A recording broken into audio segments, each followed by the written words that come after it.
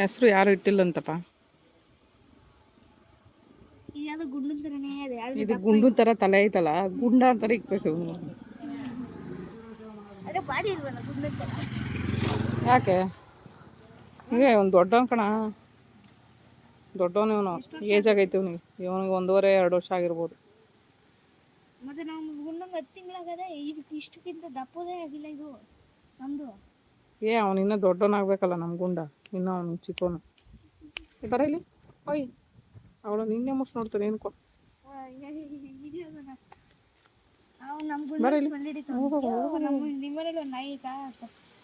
ಗುಂಡು ಕರ್ಕೊಂಬಂದಿದ್ದೀರ ನೋಡೋಣ. ಏನಪ್ಪ ನಾವೇನು ತಂದಿಲ್ಲ ಕಣ, ನಮ್ಮ ಗುಂಡನ ಮನೇಲಿ ಬಿಟ್ಟು ಬಂದಿದ್ದೀವಿ. ನಮ್ಗೆ ಹುಷಾರಿಲ್ಲ, ಅದಕ್ಕೆ ಮನೇಲಿ ಬಿಟ್ಟು ಬಂದಿದ್ದೀವಿ. ಅವನು ಯಾರು ನಾಯಿ ಪ್ರೀತಿ ಮಾಡ್ತಾರೆ ಅವ್ರು ನಮ್ಮ ಮೂಸಿ ನೋಡ್ತಾನೆ, ಗೊತ್ತಾಯ್ತೈತೆ ಅವನಿಗೆ.